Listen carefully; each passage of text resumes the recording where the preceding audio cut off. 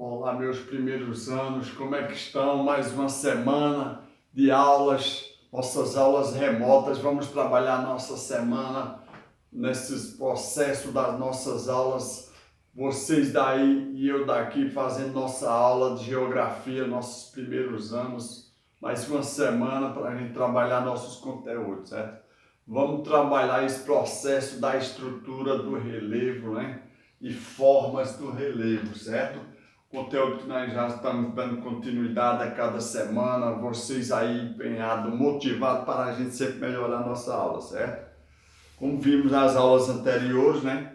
Apresentamos aí a classificação do relevo, a estrutura, como ele é formado, né? Pelas planaltos, planícies, depressões, serras, crestas, certo?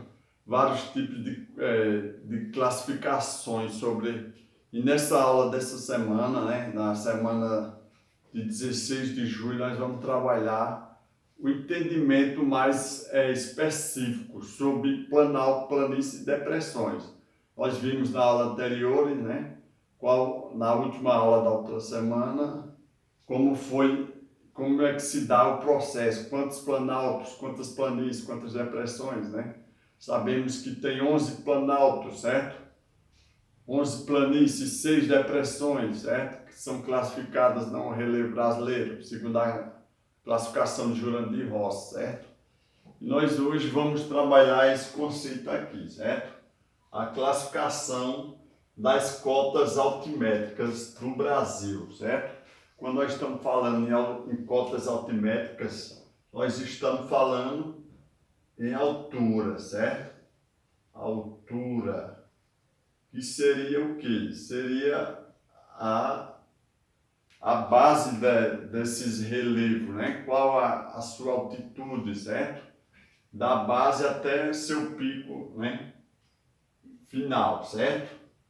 Pois vamos classificar essa aula de hoje, certo? No entendimento dos planaltos, planícies e depressões, certo? Vamos entender quanto essa altitude ela classifica um relevo, certo? Se ele é planalto, ou é planície, ou é depressão, certo? Temos aqui, certo? Os planaltos, terrenos acidentados com alturas acima de 200 metros. Quer dizer o quê? Que para ser considerado planalto, ele vai ter que estar nessa altitude aqui, certo? 200 metros de altitude, certo? Acima do nível do mar, certo? Porque é onde vai ter essa distância de 0 grau a 200 metros de altitude, certo? A 200 graus, certo? Por quê? Estamos falando em altitude, certo? Os planaltos eles são classificados, na sua maioria, em terrenos que vai estar, né, dependendo da sua área, né? Como nós vimos lá no mapa, vou mostrar os mapas mais posteriormente também a vocês, a gente identificar que essas áreas elas estão na área mais elevada. No Brasil, nós temos grandes pontos de altitude, não tanto, né, como outras regiões, porque o ponto mais alto do Brasil ele só chega a 2.970 metros de altitude, certo? E dentro desse conceito ele considera-se dentro da classificação de planalto, certo? Pode ser entre uma linha de transição entre montanha e serra, né? Porque seu pico está quase próximo de 3.000 metros de altitude, certo? E as planícies, né? Quais são as planícies? O que são, na verdade, superfícies planas, né? Com altitudes inferiores a 200 metros, certo? Quer dizer que sua altitude será de menos 200, certo? Menos 200 metros, certo? Eu estou falando em metros, certo? Ou 200 graus de altitude, certo? E aqui nós temos o que? Depressões, né? Quais são as áreas de depressões? Eu estou aqui com as imagens que depois eu comentarei com vocês, certo? É bom que vocês também estejam usando aí o livro de dados para a gente melhorar a compreensão, certo? Vamos fazendo sempre a leitura aí. Vou peço a vocês que façam a leitura da página 133, 134 e 135, para a gente sempre estar identificando, olhando a imagem, interpretando, porque a análise da visão da paisagem é importante para a compreensão geográfica, certo? Muito bem. As depressões, áreas com variações com altitudes entre 100 a 500 metros em relação às áreas que estão às suas margens. Por que, né, uma depressão? A depressão sabemos que ela vai estar entre o quê? Entre um planalto e uma planície, certo? Dependendo da sua localidade, ela vai ter entre 100 e 500 metros, certo?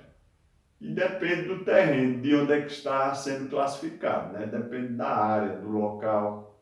Chegarmos no Brasil, ela vai variar muito, né? Porque as nossas altitudes elas são muito baixas, não são tão altas, né? Aí vai ter chapadas, certo? Depende da área que se está se analisando, certo? Muito bem. Quer dizer o quê? Que ela varia, certo? Aqui eu tenho umas imagens que representam mais ou menos aí para vocês, que no livro de vocês também tem aí na página 132, certo? É importante utilizar aí as imagens para a gente melhorar o ensino e a aprendizagem, a compreensão do geográfico, certo? Do espaço e do relevo geográfico, certo? Aqui essa imagem relata muito bem, para vocês terem uma ideia aí. E vamos continuar aí com nossa aula, certo? Aqui nós temos os planaltos, né? Planaltos, né? Que ele vai ter essas elevações aqui. Geralmente ele é plano mais em cima, mas não é uma regra geral, certo? Ele pode ter uma cavidade, certo? Pode ter um afundamento nas laterais, certo?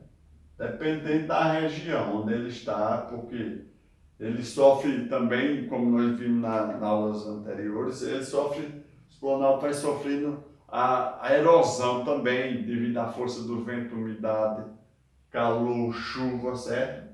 E essas áreas, tem áreas que são datadas de milhões de anos atrás, ela já não está mais com sua característica, né? Que ela foi perdendo a sedimentação das rochas, né? Poderia estar aqui um pico mais alto, mas ao passar dos anos, essas rochas, né, foram perdendo sedimentação, certo? E vai pegando outras formas, certo? Que representam as vegetações ou um descampado, dependendo da área, certo? Os planaltos são áreas elevadas, assim, em determinadas regiões. Planalto e serra, né? Serras, porque ela tem essas formas aqui, certo? E ela está abaixo de 3.000 metros de altitude, certo? Se fosse uma montanha, seria acima de 3.000, certo? Aqui nós temos as planícies. Planícies litorâneas, porque elas vão se encontrar no litoral, e temos as continentais, porque elas estariam dentro das áreas do continente. Geralmente vai ser áreas planas, certo? Como ali o Pantanal Mato Grossense, certo? No Pantanal existem várias áreas de planície, certo? Onde se forma esse estuário né? Por quê? Porque ele tem uma vasta área que você observa sem elevações, certo? Que seria um tipo de vegetação rasteira e aqui o solo e a vegetação, certo? Para a gente entender melhor. Vocês podem acompanhar também essas imagens aí na página 132, certo? Muito bem.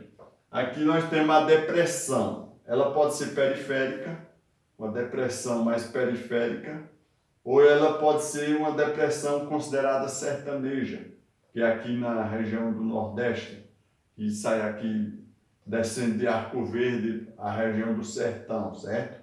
Ela tem uma elevação aqui, depois ela vai e sofre essa perca de material, certo?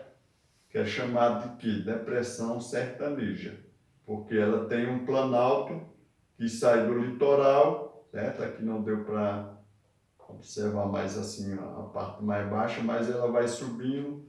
Se nós classificarmos aqui em Pernambuco, ela sobe na Serra das Russas, né? Vai subindo ao Planalto da Borborema, chegando até os pontos mais altos do estado.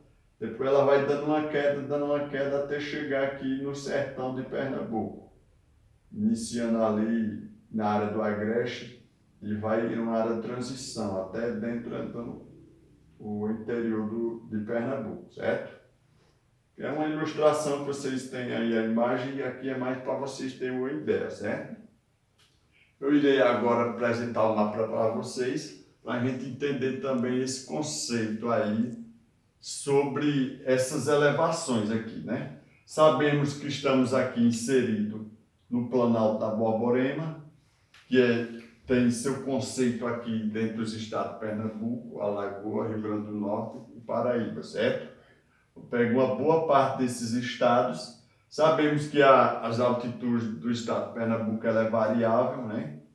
Se nós estivéssemos na região aqui, vamos dizer, em Garanhuns, em média, nós poderíamos estar em uma altitude de 800 a 1.050, 1.100 metros, certo? Dependendo da área onde estivermos, certo? E cada área ela vai ter uma elevação mais alta ou outra menor, certo? Dentro desse planalto que é o da Borborema, que é o planalto que está inserido aqui na região de Pernambuco, certo? Planalto da Borborema. Borborema, certo? Sempre saber. Borborema quer dizer terras secas, né? Uma palavra indígena, certo? E aqui nós temos outros tipos de planaltos, certo? Planaltos litorais do Sudeste, onde tem uma grande elevação, né? Porque ele tem a área litorânea e ele já tem uma elevação mais, certo? Inclinada nessas áreas aqui do Sudeste. Planalto do Sul também tem grandes áreas com altitudes. Aqui são médias nas regiões mais centrais, certo? Aqui também médias. Na Amazonas também são médias. Agora, partindo para Roraima, já temos uns planaltos com maiores altitudes. Até os picos mais altos do Brasil estão nessa região, certo? Aqui nós temos uma escala de 0 até 720 km, certo? Por centímetro, certo? Vamos entender por quê. São esse conceito aí, certo? Pois nesse processo nós identificamos o quê? As altitudes, certo? Só revisando, planaltos que são acima de 200 metros, planícies abaixo de 200 metros e as depressões podem variar de 100 a 500 metros, certo, pessoal? Eu espero que vocês tenham absorvido esse conteúdo aí. De qualquer forma, vamos trocando ideias nas nossas aulas online e nas redes sociais, certo? Um prazer, até a próxima. Vamos lá, obrigado.